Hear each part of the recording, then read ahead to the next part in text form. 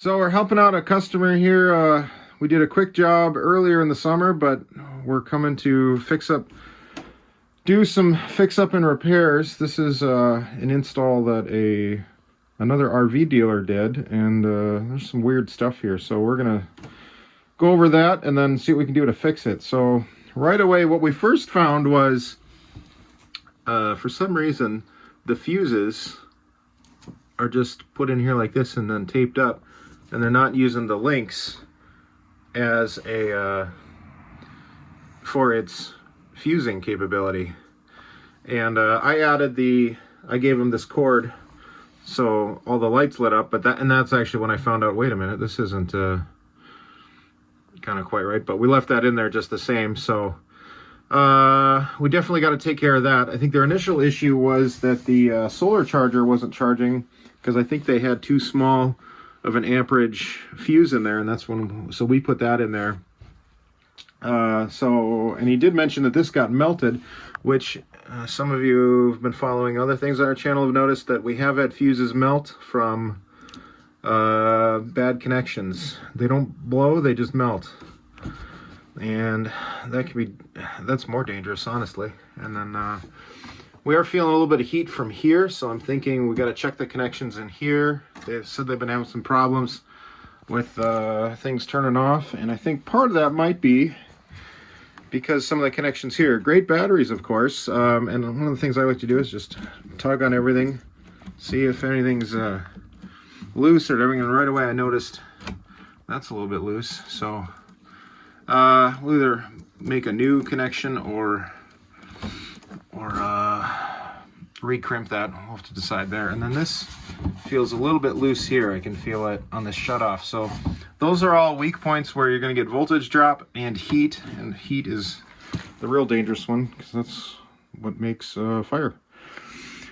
So I think right away we're going to clean up all this. Probably have to run new cables just to get the lengths right to go to in the links distributor there.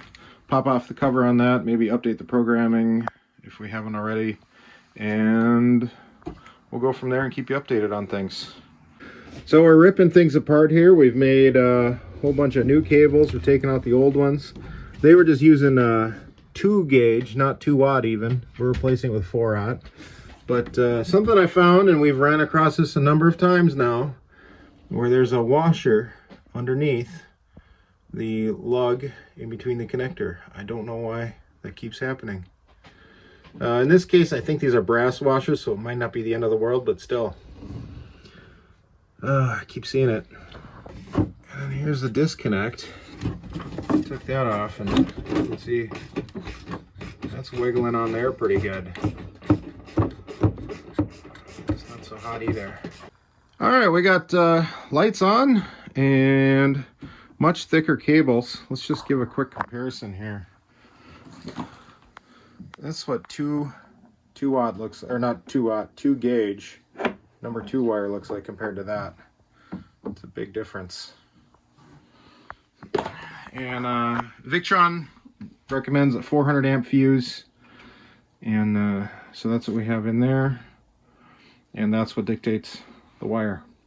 All right, so up here on the top, we got everything down below mostly sorted out now, but they need some more solar, and that wouldn't be so much of a problem. We got great panels here, the Rich solar panels, but bad thing is they're the 12 volt ones, in my opinion, and I'll tell you why, or I'll show you why.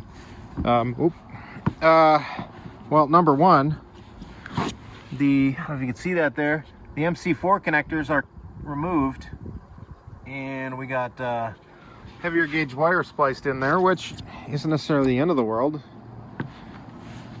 Except then we come to a combiner box, which also isn't the end of the world, except we're maxing out our MC4 connectors because we're using the solar pre-wire.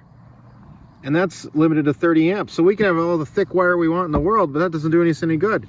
We got to get the PV voltage up. We're running at about 16 to 18 volts into that big 150 by 70 charge controller.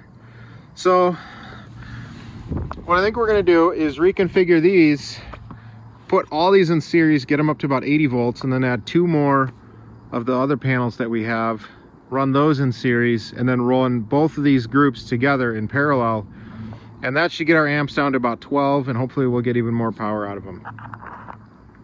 And that'll get them from 800 to 1200 watts, and I think that's going to serve them a lot better, because that fridge that they have is just eating the power.